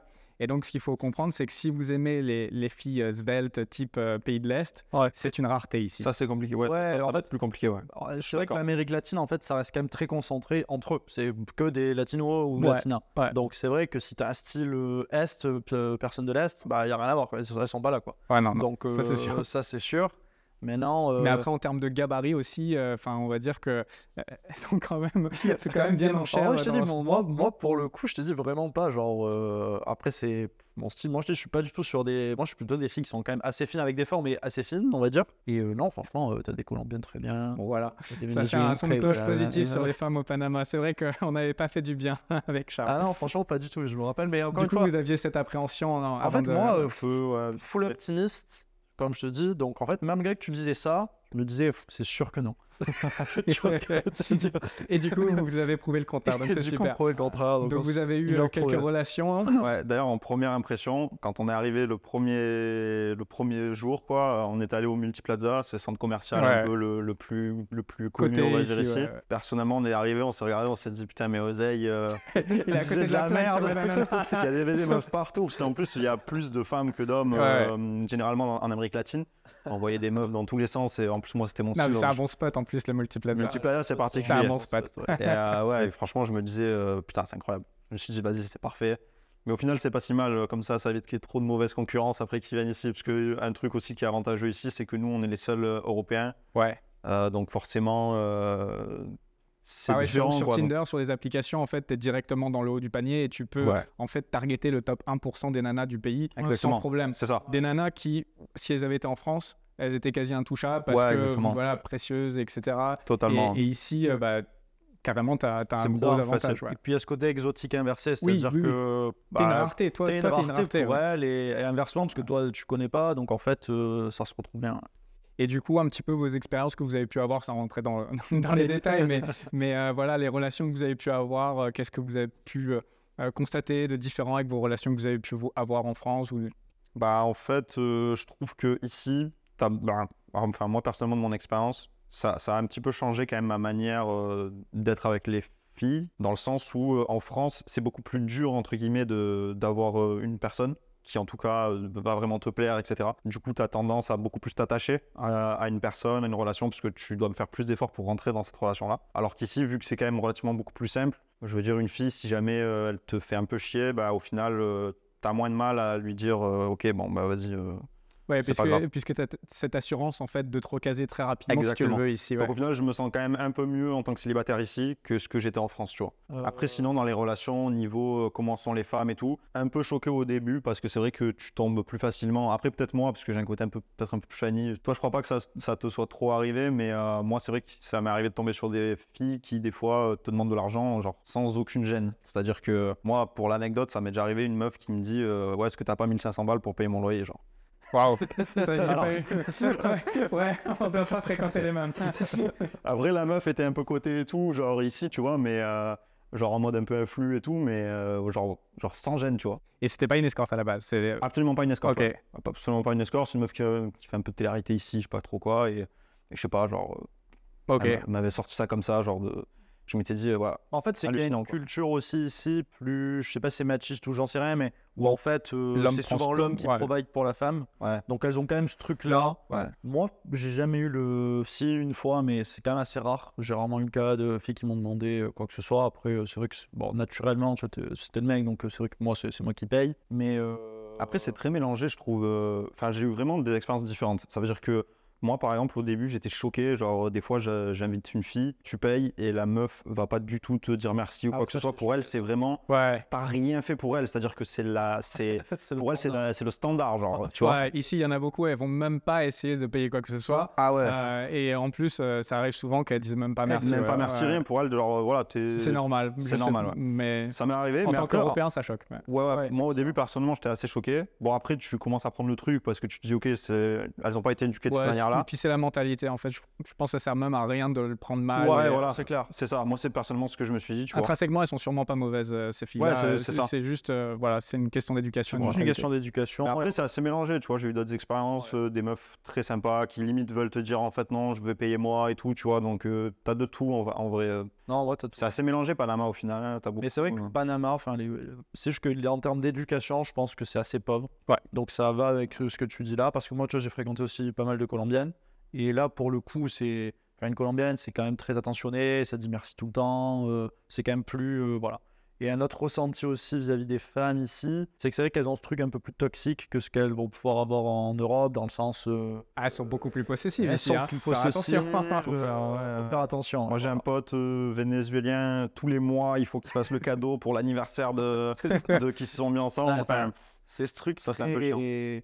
Très démonstratif, très un peu toxique que nous on n'a pas du tout, tu vois, mais qui eux sont un peu dans leur culture. Après, autre chose, j'en parlais aussi avec un pote à moi qui vit au Mexique et lui il me disait que de ce qu'il a pu voir, c'est toute l'Amérique centrale plus que l'Amérique du Sud. Mais en gros, c'est assez compliqué, je pense, de trouver vraiment la femme de ta vie. Ouais. Dans le sens où, personnellement, moi j'ai vu des trucs, genre, c'est vraiment des tromperies dans tous les sens. La meuf a un mec et puis au final. Elle va avec quelqu'un d'autre. Enfin, c'est assez un peu le chaos. C'est plus frivole ici, ouais. Ouais, c'est un peu le chaos. Frivole, ouais. Ouais. Alors, des histoires que des meufs qui sont en couple ou mariées ou quoi que ce soit et qui vont avec d'autres gars, c'est un peu très très commun genre ici. C'est très dangereux. Ça fait partie des raisons, des choses à ne pas faire au Panama. C'est tu touches pas à la drogue et tu touches pas à la femme du voisin. C'est les deux trucs pour être tranquille au Panama. Ça peut être dangereux ça. C'est dangereux. Ah oui, très. Mais ça fait partie des trucs ici qui sont un peu compliqués. C'est dur un peu de se projeter aussi avec une meuf parce que tu te dis... Après, peut-être tu peux en trouver parce qu'il y a des Vénézuéliennes et tout. Et je trouve qu'au Venezuela, par exemple, en particulier, je trouve qu'ils ont une éducation qui ressemble plus à la nôtre. Mais sinon, c'est un peu dur de se projeter. Tu te dis, bon, la meuf... Parce qu'elles sont assez indépendantes, un petit peu comme ça. Et c'est vrai que dans cette... Je sais pas si que ce qui est contradictoire puisqu'en fait elles aiment que l'homme soit le provider mais un peu c'est ça, c'est contradictoire, t'as raison, mais pourtant il y a ce côté très indépendance et elles n'ont pas de problème à changer de mec, à faire ci, à faire là, et c'est vrai que pour te projeter avec une fille ici, je trouve plus dur que ce que tu vas avoir en Europe. Et c'est donc pour ça que j'ai fait venir une Biélorusse ici et que je touche pas au local. Du coup on va passer au point suivant. Après 3 ans, quels sont vraiment les points forts de Panama et les points faibles de Panama? Ouais, bah tiens, j'attaque sur les points faibles parce que ça me vient là. Le négatif vient toujours d'abord, même s'il y a plein de points positifs. Ouais, point négatif pour moi, c'est les infrastructures. C'est-à-dire qu'en vrai, il y a de tout, mais c'est vrai que les finitions sont souvent mauvaises. Ça, c'est un truc un petit peu dérangeant. Ouais, les appartements, l'isolation. Appartements, isolation, les routes, par exemple, comme tu dis, tu te retrouves avec des trous. Il y a des J'ai crevé 2 fois mon pneu parce qu'il y avait un trou. Enfin, je peux même pas imaginer qu'il y a ce trou-là, tu vois. Donc, et encore, nous, on vit dans les meilleurs toits. Et nous, on vit dans... Voilà. Après, là, je bougeais dans la ville. Donc, c'était aussi pour ça. Ok. Ouais, mais même dans les plus beaux quartiers, t'as des routes éclatées. Hein. Ouais. Honnêtement. Ah non, mais je parle aussi des définitions, en fait, dans les appartements. Non, ça, t'as raison. Dans les bonnes tours, non, franchement, ça va. Moi, par exemple... ouais, mais structurellement parlant, personnellement, je le placerais plutôt comme un point négatif. Ça veut dire que la plupart des tours sont assez vieilles. Ouais. La déco, la plupart du temps, elle est à chier. Ouais, ça, il faut le dire. Et tu payes des loyers qui sont quand même relativement élevés. Oui. Et tu te manges des décos qui sont dégueulasses, quoi. Ouais, ça, c'est un vrai problème à Panama quand tu veux louer. Si tu veux louer un meublé... C'est un problème à l'appart. Très compliqué. Nous, quand on est arrivé, on s'est dit, putain, il n'y a rien, quoi. Ouais. Des trucs bien, un peu sympas, bien meublés, un peu neufs et tout, il n'y avait rien. Alors là, maintenant, ils sont en train de construire pas mal de trucs. C'est beaucoup des hauts standing, puisque c'est quasiment que des penthouse demi-étages. Okay. Donc, pas forcément très accessible à tout le monde, puisque ça va dans des loyers à 6, 7, 8 000 euros par mois. Donc, voilà. Mais sinon, j'ai l'impression qu'ils sont en train de commencer un peu à construire des trucs. Ça évolue. C'est ça qui fait que, tu vois, j'y reste et tout, parce que je vois quand même une courbe positive. Donc, ça, c'est bien. Mais voilà, tout ce qui est infrastructure, finition et tout, pour moi, je pense que vraiment le meilleur combo, quand tu viens ici, c'est de vivre dans un hôtel. Comme on a nous, comme toi, tu peux avoir ici à la Waldorf ou nous à la Trump. C'est le mieux meublé parce qu'ils ont quand même un certain standing. Ouais, et puis t'as une harmonie si tu veux. Donc, ouais, c'est ça. Ensuite, autre point négatif pour moi, c'est le bruit. Ouais. Moi, je suis habitué au calme, au final que tu connais normal en Europe, tu vois. Et ici, les Latinos, c'est une culture, ils sont bruyants. Ils sont bruyants. N'importe quel restaurant où tu vas, t'arrives pas à parler. Ils mettent la musique. C'est un truc le truc qui me gonfle le plus au Panama. C'est dans les restaurants. Ça m'a moi, je demande toujours à baisser le son dans tous les restaurants où je vais. Mais c'est toujours pareil. Comme il y a mais parce que moi, j'ai un avantage, c'est que je dîne à 18h. Et donc, je peux faire chier à 18h. Je peux faire chier, ouais. Mais parce c'est qu'en vrai plus- que si tu vas dîner plus tard, c'est un peu chiant de baisser l'ambiance. Parce qu'en plus, j'ai la silence avec les iftars, donc tu Ouais. t'en sors très bien. Mais non, c'est ça, voilà, dans les restos, la musique est très forte. Ouais. Tu t'entends pas parler. Je t'entends pas parler. Puis même, il y a du bruit tout le temps, partout. Les mecs klaxonnent pour rien. Ils gueulent le matin pour te vendre des fruits. Ouais. Avec le microphone, tu l'entends de la part. Mais franchement, moi, ça va ici. Je sais pas comment c'est vous à la Tramp, mais moi, Nous, franchement, Ouais, là, on est en train de parler du bruit. Si tu choisis une tour pétée dans un quartier pété, quoi, on va dire. Si tu prends les bonnes tours, dans l'ensemble, ça va. alors, Oui, ça va. je le tournerai Mais pas rares sont les comme bonnes ça. Parce que voilà, rares sont les bonnes tours et il y a vraiment des bonnes localisations. Mais en fait, moi, je dirais que 90%, tu as du bruit. Ouais. Donc, il y a vraiment le 10% que tu peux t'en sortir pour pas avoir du bruit. Mais globalement, c'est une culture Et bruyante. vous veniez toi, tu étais à Marseille. Ouais, Et, Aubagne. non, toi, tu étais à Marseille. Donc, grosse ville, c'était bruyant. Toi, tu étais plus à la campagne, peut-être, non? Ouais. Ouais, c'est peut-être aussi ça. Parce que là, par exemple, j'étais aussi à Dubaï, j'ai vécu à Dubaï, extrêmement bruyant. Ok, tu vois, pareil. pareil. Donc, toutes ces grosses villes sont quand même assez bruyantes. Tu vois. Ok. C'est aussi propre au fait d'être dans une ville. Voilà. Donc, Ouais, non, c'est sûr. c'est Après, clair, c'est c'est pareil. surtout qu'ici, ils connaissent pas le double vitrage, quoi. Ouais, ils connaissent Ouais, pas. Alors, ça, Racine ça, d'Acosta, c'est un vrai c'est une problème. aberration. C'est t'as des appartements parfois à 1 million et ils te mettent des vitres, mais éclatées. Nul. C'est ça? Ça, c'est un vrai souci. Donc, le bruit, Ouais, le bruit. la qualité des constructions, Qualité des constructions. Le service. Le service. le service. Le service, c'est vrai. Ouais. Le service. Enfin, au début, t'es pas habitué. Enfin, moi, personnellement, je sais pas, j'ai un niveau d'exigence au niveau du service. J'aime être bien servi, tu vois. Et au début, maintenant, ça va, je me suis un peu fait. Mais au début, ça m'insupportait. Dans les Vraiment, restaurants ou Les dans- restaurants Ouais. particulièrement. En fait, Ouais, le dans les problème, restos, c'est dans ouais. les restaurants où il y a du turnover, mais sinon, tu tipses bien et après, on se rappelle de toi. Ok, ouais. Ok. C'est ça la solution, tu vas tout le temps au même, tu tipses bien Ok. et Ouais. après, tu as un service d'enfer. Après, tu as quelques bonnes adresses où en bien soi, sûr. le service est plutôt bon. Mais c'est vrai que généralement, même des fois dans des restos bonne qualité, Ouais, tu demandes un truc, ça met 20-30 minutes à Et arriver. après, il y a ce truc que moi, tu vois, par rapport à ce que tu dis, j'ai ce truc où j'aime découvrir de nouveaux trucs, machin et tout. Donc, aller tout le temps au même endroit, c'est pas trop ce que je C'est vais pas faire. dans ton ADN. Donc, ouais, en donc- fait, je suis forcément confronté à des mauvais services Non, parce mais que le truc ici, pour c'est ça. solutionner Ils ce sont mal problème, formés. clairement. Mais pour solutionner ce problème, c'est dans la tour où tu vis, tous les mois, tu donnes 200-300 $ de pourboire un peu à tout va à tout le monde. En bas de ta tour, quand tu vas dans un restaurant, c'est pareil, tu donnes les 20% à la fin, et après on se rappelle de toi, et après, ouais, après, ils disent, bon, lui. Ouais. après Non, ça c'est clair, c'est clair. Nous, on a quelques bonnes adresses comme ça où on utilise un petit peu ça, ces stratégies-là. Mais c'est. Qu'est-ce que t'as fait comme un Pour l'anecdote, une fois, je sais pas, on avait le pire service du monde. Ah, Et- tu donnes pas de pourboire à la fin. Les mecs, Ah, Non, j'ai donné. Et avoir donné 404. il a donné 20%. Je sais pas, En fait, on était tellement dans des trucs risibles. Ouais. On s'est dit, bon, ouais, c'est tellement déconnant que tu sais quoi, c'est tellement nul qu'on leur donne 20%. Et elle est allée jusqu'au bout de l'expérience. C'était la pire expérience de ma vie. Ouais, Et je me suis dit, vas-y, tu sais quoi, elle m'a fait la pire expérience de ma vie. Je vais lui lâcher 20% de pourboire. tu la reward. Je lui ai lâché 20% de pourboire. Elle m'a pas dit merci. Elle lui a pas dit merci. J'ai dit, bon, vas-y, c'était parfait. Je vais plus jamais Jusqu'au revenir bout. dans ma vie dans ce resto. J'ai dit, c'est bon, Ah non, nickel. voilà. Alors, c'est vrai que service. Mais Moi, ça ça m'est m'est arrivé arrivé de- d'éducation d'ici, je trouve, où finalement, à Panama particulièrement, c'est pas très poli, c'est pas très. Je trouve qu'il y a ce Ouais, quasiment c'est plus, l'éducation. je sais pas comment on Ils sont appelle ça. mal formés. Rustre. Non, c'est quoi le mot en français? C'est un peu plus brut de Ouais, décoffrage, un petit voilà, peu plus. C'est ça, ouais, ouais, beau décoffrage, c'est bien. Ouais, c'est pas soigné, c'est pas. C'est ça. C'est ça. Et un autre truc encore si on continue dans le côté négatif, sur toujours la partie restauration, c'est que ici à Panama, il y a que du fancy. Tous les restos qui sortent, les nouveaux, Si machin, tu veux du etc. bon, c'est fancy, ouais. C'est ça. Ouais. Et ça, moi, Il ça n'y a me pas trop gonfle. de T'as milieu pas de gamme qui mid-gamme soit bon. qui soit bien qualité. Quelques-uns, mais il y T'en as en a peu. quelques-uns, je les ai trouvés. Ouais. Heureusement, au deux Il y en a ans. très peu. Mais il y en a très peu. Et Maolo, moi, t'as essayé à Cascoviero? Lequel Maolo. Le Maolo, oui, je vois, Cocina et Harding. je vois très bien. Ouais. Tu vois, ça c'est milieu de gamme, mais c'est bon. C'est un milieu de gamme, mais ça reste un petit peu tiré fancy. Oui, un petit Tu peu, vois, mais voilà. bon, en pricing, ça reste milieu de Non, gamme. non, parce que quand je dis fancy, c'est même pas que le prix, c'est pas la déco. Surtout. La déco. La ouais. déco, c'est marbré, Ah, mais machin, ça, etc. c'est le vrai truc de Panama. C'est ce que je disais tout à l'heure avec la bouffe, c'est qu'en Thaïlande, au Cambodge, tu vas dans le premier boui-boui, tu vas manger, ça va être sympa et tout. Ici, ça n'existe pas le boui-boui sympa. C'est ça. Ouais. En fait, t'as soit le local pas bon, parce que c'est leur Ouais. culture, leur C'est gastronomie qui du est pas gras ouf. frit en fait. C'est que tout est Ils frit. mettent du gras et c'est un peu ça le truc. Ah ouais, c'est vraiment ça.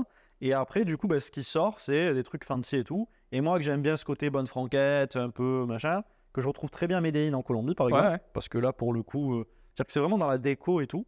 Et ici, tu vois, il n'y a pas ce mid gamme, et moi, ça me gonfle. Je suis un peu d'accord à ce niveau-là. Ouais. C'est vrai que moi, j'ai vécu 2 mois à Medellín. Je pouvais me faire des restos quasi tous les jours sans me lasser parce que, en fait, tu as vraiment de tout. Tu n'as pas l'impression d'en faire trop, tu vois. Ici, quand tu vas au resto, c'est vraiment je vais au resto, quoi. Ouais, c'est Bonne tout de suite chaise, un peu guindé. C'est ça. Ouais. C'est ça. Tu Bon, dois. voilà. après, moi, ça me convient très Toi, très ça te bien. plaît? Ouais, je suis Oh, très après, content. Hier, je suis allé justement au Lima Nikkei, juste Ok, en bas de Olima, en votre dessous tour. du Trump. Très fancy. Putain, je me dis, je suis en vacances, c'est super. Enfin, Ok, d'accord, c'est génial. Ok, ok. C'est génial, je suis super heureux de vivre dans cette ville. Ok, Ouais, ok. ouais, ça chouette. c'est bien aussi. C'est bien aussi. C'est juste que pas tout le temps, quoi. Moi, c'est ça. Moi, c'est le fait qu'il n'y ait pas l'autre offre, ça me vend. Et pour en revenir tout à l'heure au pourboire, donc ici, c'est expecté en fait de donner un pourboire à chaque fois que tu Ouais. penses. Donc c'est vraiment une culture autour du pourboire. Je pense que c'est amusant de le signifier parce qu'il y a des gens qui ne sont pas habitués à ça. C'est vrai que je crois qu'en France, c'est vraiment pas du tout obligatoire. Ici c'est vraiment très attendu. Et si vous en donnez pas parce que vous avez un mauvais service, ce que je pensais que tu allais faire avec la personne qui t'avait mal servi, moi, ça m'est arrivé 1 ou 2 fois à Panama, tu vois, en presque 6 ans maintenant, de ne pas donner de pourboire. Mec tombe de leur chaise, quoi. Erreur 404, ils comprennent rien, quoi. Alors, je trouve quand même, c'est moins. Enfin, ouais, je veux dire, c'est moins pire qu'aux États-Unis. Ah oui, Là, non, pour le aux coup, États-Unis, on est dans un c'est délire. prévu. Voilà, là, on est dans un délire. Il faut même mettre 20% minimum. Non, mais ouais, et puis aux États-Unis, c'est vrai c'est qu'ici, il est carrément dans attendu. l'addition. Ici, c'est on ajoute Voilà. la propina. C'est ça, ils te la demandent, 10, 15 ou 20%. La plupart du temps, tu leur laisses et ils sont très contents. Voilà. Est-ce qu'il y a un autre point négatif que vous voulez aborder aussi? Ouais, on l'a un petit peu déjà abordé, mais j'en profite de revenir. C'est le fait que à Panama City, tout est éloigné. C'est-à-dire qu'à chaque fois que tu veux bouger, aller à la plage ou quoi que ce soit, je trouve que c'est un point négatif que je m'attendais à ce que les plages soient peut-être plus proches ou que tu puisses découvrir des trucs de manière plus proche, alors qu'en fait, tu es quand même obligé de prendre la voiture et aller à minimum 2 heures, je dirais, pour trouver Je vais des trucs nuancer tes sympas. propos. Effectivement, pour les activités outdoor, donc plage, montagne, randonnée, quoique randonnée, là on a la jungle aux bordures de la ville. Hein. Tu peux déjà faire de la Tu randonnée peux à faire un petit peu de proximité. rando. Mais c'est vrai que pour les activités outdoor vraiment plein air, Ouais, il faut aller en extérieur de la ville et ça peut vite prendre 1h30, 2 heures. c'est ça. Par contre, cette ville, moi je la trouve géniale dans le sens où elle est vraiment à taille humaine. C'est-à-dire qu'on est dans une grande ville, mais ça reste vraiment à taille humaine. C'est-à-dire qu'en 15 minutes, tu vas d'un bout à l'autre. Tu vois. Ça, je suis totalement d'accord. Dubaï, c'était l'enfer quand je vivais à Marina et quand on avait un dîner à downtown. Je sais pas si vous avez été, non, mais en gros, c'est genre 35 minutes facile chez Xaïd Road, là. Ouais. Putain, tu tapes 1h30 d'aller-retour, on va dire, pour aller à un resto. Ça rime à rien, quoi. C'est ridicule. C'est pour ça que je le faisais plus. Je vivais que dans mon quartier à la fin. Ici, on peut t'inviter n'importe où dans la ville. Oui, tu as 15 ça minutes. mettra jamais plus de 15 minutes. Et le week-end, c'est extraordinaire quand il n'y a aucune circulation. Mais vraiment, la vitesse à laquelle tu peux traverser la ville. Bon, ça, c'est cool. Donc voilà, je voulais tempérer un petit peu ce point négatif. Non, c'est vrai, ça, c'est vrai, t'as raison à ce niveau-là. Point positif un petit peu quand même. Ouais, bien sûr. Point positif, pour moi, les meufs, la tranquillité. On est quand même bien au calme, donc ça, je trouve ça bien. Après, comme on disait tout à l'heure, tu es proche de plusieurs pays, donc ça, c'est intéressant. Donc la localisation, voilà. Après, je sais pas quel point positif tu vois, toi. Ouais, c'est ça. Moi, c'est vraiment le fait qu'il y ait plein de pays autour, que tu peux bouger facilement. Donc ça, moi, je kiffe. La ville, malgré qu'on n'a cité pas le point négatif, en soi, moi, je m'y sens bien. En fait, il y a la sécurité. Pour le coup, jamais sentir d'insécurité. Un peu tout ce qu'on a dit au départ. C'est ça, t'as des bonnes amenities. Non, t'es bien. Il y a ce côté tranquillité dont on parlait, c'est qui, moi, me plaît. J'aime bien. On te fout la paix, fiscalement, on te fout la paix. T'es tranquille. la fiscalité. La fiscalité, forcément. Voilà, c'est pour ça. Ah, c'est clair, la fiscalité. Point positif. Alors, point qui peut être vu comme négatif, mais qui a aussi ses avantages, c'est le fait que c'est assez laxiste. Ouais. C'est-à-dire que le fait que ce soit laxiste, des fois, c'est un peu chiant. Il y a toujours des échappatoires. C'est ça que j'aime bien ici. C'est-à-dire que quand un truc, un règlement peut être chiant, bon, ok, ça c'est ton règlement qui est chiant. Quelle est l'autre solution? C'est $20, allez. Et voilà. Et il y a des gens qui vont pas aimer. Moi, j'aime cette petite corruption à petit niveau quand elle permet d'ouvrir des portes très rapidement ou de débloquer des trucs qui vont te prendre des heures. Et je sais que c'est très controversé ce sujet de la corruption. Surtout par rapport à Dubaï où c'est l'inverse, non? Toi, tu as vécu les deux. Non, Dubaï, au niveau petite corruption, il n'y en a pas. Enfin, c'est ça. De ce que j'ai pu voir, non, c'est tu te prends les amendes. Moi, une fois, je portais mon masque. Attends, je le portais comme ça. Et j'avais un ami avec moi qui le portait sous son nez. C'était pendant la période Covid. À 800 et quelques euros chacun d'amende. 1600 sur le champ, t'as aucune négociation. Alors que moi, je le portais jamais ici. Ouais, non, moi ici, j'ai même essayé de voir un carte de militaire. Je me suis dit, je vais me prendre une amende. Non, jamais. jamais. Non, même pas utiliser le masque. Ouais, non. J'ai jamais porté le masque ici, à part quand il fallait vraiment pour rentrer dans les malls et trucs comme ça. Non, directement, je le enlevais 2 minutes après. Enfin bref. Mais il y a ce côté laxiste où il y a des règles, mais tu peux facilement. Et avec ce côté laxiste, je trouve, il y a un truc, c'est aussi la bonne humeur des gens. Moi, je trouve que les gens ici sont super gentils quand même. Ouais. Par rapport à l'Europe, je trouve qu'il n'y a rien à voir. C'est bête, mais tu vois, des fois, je vais chez le coiffeur, il y a le gardien. Donc, tu vois, le mec. Il reste toute la journée assis sur une chaise, donc il pourrait être un peu aigri. Et dès qu'il me voit, trop content de te voir, passe une bonne journée. Et ils ont ce langage qui est très positif. Et je trouve que, je sais pas parce que peut-être c'est un peu religieux ou j'en sais rien, mais ils ont ce truc très positif. Et ça, je trouve ça cool, moi. Parce qu'ils sont vraiment gentils, aimables. Ça, c'est un gros point positif, moi. C'est vrai qu'en plus, quand tu vis dans un hôtel, t'as les portiers et tout, et les mecs sont de bonne humeur, quoi. Ouais. Ça fait plaisir. Ouais, c'est les vrai gens que globalement sont gentils, quoi. dès que tu passes à la réception, à chaque fois, bonne journée, tout ça, Ouais. t'as tes colis qui sont arrivés, Amazon, C'est ça. etc. Tu vois, les mecs sont contents de faire leur travail. Ouais. Tu sens que voilà, ils apprécient leur life et c'est cool Ouais, ça d'être fait, ça dans fait cet plaisir. environnement. Et c'est vrai qu'il y a beaucoup de pays en Europe qui sont un peu moroses maintenant. C'est ça, franchement, bon, Paris, Ouais. voilà encore. On n'en dira pas plus.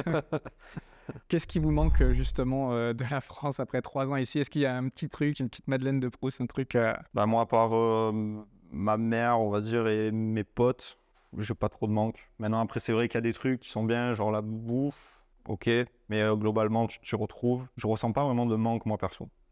Moi, bon, évidemment, bon, la famille et tout, mais je rentre 2 fois par an pour ça, donc c'est vrai que c'est cool. Mes amis, évidemment, en France. Et après, sinon, le seul petit manque que j'ai à avoir, c'est un peu nourriture, on va dire, fromage. Moi, j'aime bien. Après, tu sais, c'est juste une question un peu de culture, un peu de. Bah, tu sais, j'en reviens sur ce côté que ici, les infrastructures, elles sont pas autant finies que ce qu'on peut avoir nous en France. Donc, ce côté très propre, très carré, un peu jet set qu'on a nous sur la Côte d'Azur, bah, des fois, ça fait plaisir d'y rentrer. Donc, ouais, nourriture. Croissants, des... culture, les musées, des trucs comme ça moi c'est un truc vraiment parce que c'est très limité ici. Il y a zéro exposition, zéro. Non, après, moi, perso, je suis pas un grand Je fan. suis pas un fan non plus. C'est Non, pas ok, quelque chose qui me parlait. transcende, donc j'y fais pas forcément trop attention. Mais ouais, c'est le néant ici en fait. Mais ouais, alors ça, on va moi, faire moi ça. j'étais un rat de musée. Ok, et d'accord. ouais, c'est un On est enfer. allé au musée, comment il s'appelle? Biodiversité, non? Ouais. À Amador, là. Muséo, ouais. Ouais, Muséo, machin. de la biodiversité. Ouais. Après, moi, j'ai bien aimé. C'était sympa. Mais voilà, il y en a ouais. qu'un et c'est que C'est celui-là, quoi. la mise en scène est intéressante, le concept un peu moderne, mais ouais, c'est très C'est limité. limité, oui, c'est Après, tu sûr. as 2 musées du canal de Panama, un dans le Casco Ouais, et c'est ça, un Casco. au canal. Au canal. Tu as les ruines de la vieille ville. Ouais. Après, c'est pas ça, c'est que culturellement, c'est ce que je disais, c'est que c'est très pauvre. C'est un pays de 4 millions d'habitants, tout petit.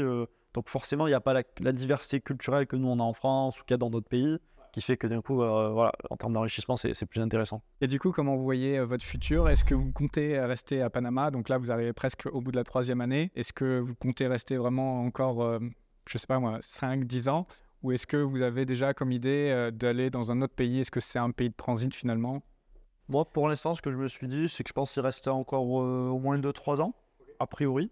Après, au bout d'un moment, je pense que je vais m'en lasser. Donc, ouais, il faudrait que j'aille voir ailleurs. Parce que je te dis, moi, j'ai ce profil, j'aime bien bouger, j'aime bien découvrir des endroits, T'as etc. déjà des idées?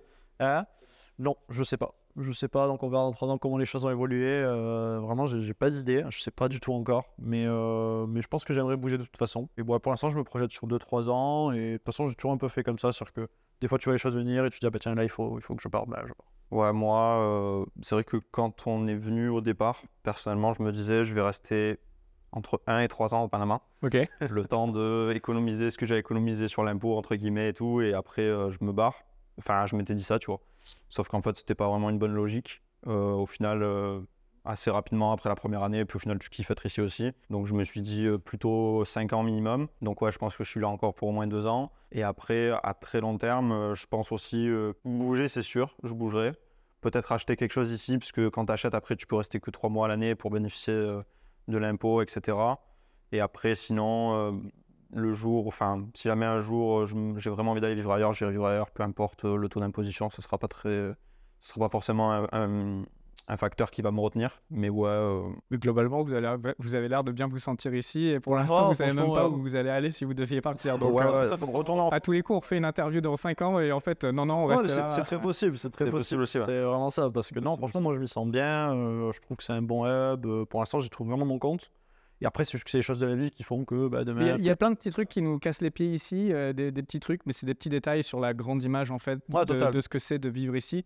Et j'ai essayé, moi je suis allé à Dubaï par exemple, le confort supplémentaire, j'ai pas trouvé grand chose, tu vois. Enfin, je me sens largement mieux ici, donc bon, il faudra que vous fassiez l'expérience aussi, et c'est possible même que vous allez faire peut-être dans 3 ans une expatriation et vous allez peut-être revenir. Ouais, aussi, Ah, aussi, t'as C'est raison. possible. Après, je pense que ça dépend aussi surtout de ta situation professionnelle aussi. Je pense que ici, moi, tant que je suis dans ce qu'on fait actuellement, c'est-à-dire e-commerce, business digital, etc., je trouve que c'est très très bien. Peut-être demain, ça peut changer. Après, moi, je sais que là, dans les années qui viennent, j'espère pouvoir réussir à m'organiser de manière à pouvoir voyager un maximum. Parce que j'ai envie de... Enfin, moi, ce que j'aime bien quand je voyage, c'est vivre dans l'endroit pendant au minimum 1 à 3 mois pour vraiment vivre l'expérience. Ouais. Et du coup, je pense que, enfin, pour moi, dans l'idéal, dans les 2-3 ans qui viennent, ce serait de vivre dans plusieurs pays et potentiellement me faire une idée de où est-ce que je vais rester au final, quoi. Et le dernier point que je voudrais aborder, c'est quel serait le conseil que vous donneriez en fait à ceux qui nous regardent, qui font du business digital et qui voudraient s'expatrier. Donc, quels sont vos meilleurs conseils en termes d'expatriation? Moi, un bon conseil que je donnerais, c'est de partir pour les bonnes raisons. Parce que c'est vrai qu'il y a l'aspect financier qui est très important. Il faut dire ce qu'il y a, il n'y a rien à voir entre le Panama et la France, fiscalement parlant. Tout est beaucoup plus rapide. Et puis, bon, l'économie d'impôt est juste incroyable. Donc, évidemment que ce point-là est très, très positif. Mais je pense que c'est assez important aussi de kiffer d'être découvrir ou être à l'étranger ou kiffer cette sensation-là. Si t'es très casanier, t'aimes rester chez toi, très proche de ta famille, tu vas peut-être sentir un manque. Donc d'abord, c'est faire un travail d'introspection et se dire est-ce que moi, ça, c'est quelque chose qui m'intéresse. Ouais, tout le monde n'est pas fait pour l'expatriation. Tout le monde n'est pas fait pour l'expatriation, hein, vraiment. Il y a des gens qui sont très proches de leur famille, ils n'ont pas envie d'en bouger. Auquel cas, je suis pas sûr qu'économiser de l'impôt pour ça vaille le coup. Mais alors, dans le cas où pour le coup, tu as tous les signaux ouverts, là, franchement, il faut y aller parce que du coup, tu vas passer. Enfin, moi, en termes de développement, d'apprentissage, de découverte, de développement personnel, je suis allé beaucoup plus vite. Une année ici, c'est 2 en France. Vraiment, à ce niveau-là, je sens vraiment ce côté croissance qui, moi j'adore apprendre, j'adore découvrir. Et ça, vraiment, je trouve que tu l'as ici. Ne serait-ce que la langue. Tu vois, t'es en France, tu parles français. Là, tu vois, tu parles d'autres langues, tu as d'autres gens. En 3 ans, vous avez appris une langue de plus. Hein. C'est top quand même. Ouais, ça, c'est quand même génial, tu vois. Donc, ouais, moi, c'est vraiment ce que ça, mon conseil, ce que je... Ok. Moi, je vais donner un conseil beaucoup plus pratique, c'est de se former. Franchement, c'est game changer. Moi, personnellement, quand j'étais en France, je vivais chez mes parents, une fois de plus, et c'est ma mère qui faisait tout pour moi, genre tout ce qui était administratif et tout, je déteste ça.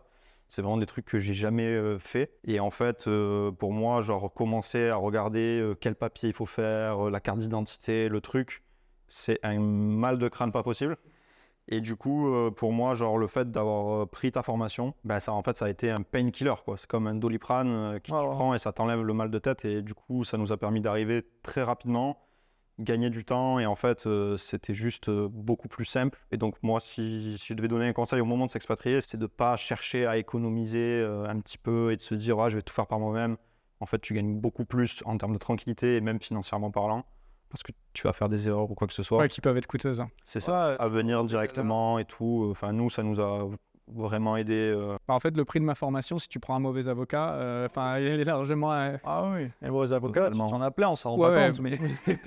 Totalement. C'est ça, en fait. Ça nous a permis, nous, d'arriver et d'avoir le bon avocat dès le départ. 1 mois, c'est simple, en 1 mois, on avait la carte d'identité, on était installé, on avait tous les papiers de l'entreprise créés, tout était fait et je ne l'ai pas senti, tu vois. Ouais. Je me suis pas dit à aucun moment, putain, le truc, c'est un bordel, c'est dur, machin, etc. Voilà, c'est vraiment... Allez, il y a peut-être quelques vidéos de la format qui étaient un peu pointues. Il fallait que je me les retape 1 ou 2 fois. Mais globalement, tout allait très vite. Et ça, c'était bien parce que quand tu as la tête dans ton business, si tu as vraiment un truc dans lequel tu n'as pas envie de te mettre, c'est dans tous les papiers. Dans de l'administratif, bien sûr. Ça. Surtout que là, vous étiez un peu dans la course au début de votre business. 1 an et demi, c'était absolument pas le moment où il fallait commencer à faire l'apprenti sorcier en fiscalité internationale. Tu vois. Faut pas se défocus. En fait, tout ce qui peut permettre de rester focus, je pense que ça vaut le coup d'investir dedans et de le faire, quoi. Je pense que c'est un super bon mot de la fin. Merci encore à vous deux d'avoir pris le temps de partager votre expérience. Pour ceux qui veulent vous retrouver, on mettra un lien juste en dessous vers votre chaîne YouTube, donc les co-founders, c'est ça? Les co-founders. Donc on mettra ça juste en dessous. Et puis pour ceux qui veulent s'expatrier, qui veulent suivre la même formation que vous avez suivie, on mettra un lien également vers la Offshore Mastery, donc ma formation sur l'expatriation. Vous allez retrouver à l'intérieur du contenu vidéo et également un mastermind, donc un groupe d'échange avec des membres qui sont déjà expatriés aux 4 coins du monde et qui partagent leur expérience de terrain au quotidien. Donc si c'est quelque chose qui vous intéresse de rejoindre la formation vidéo et également la communauté, eh bien vous aurez toutes les informations juste en dessous en description. Et puis il me reste plus qu'à vous dire au revoir et merci beaucoup encore une fois. Merci à toi, c'était cool. Merci, ciao ciao.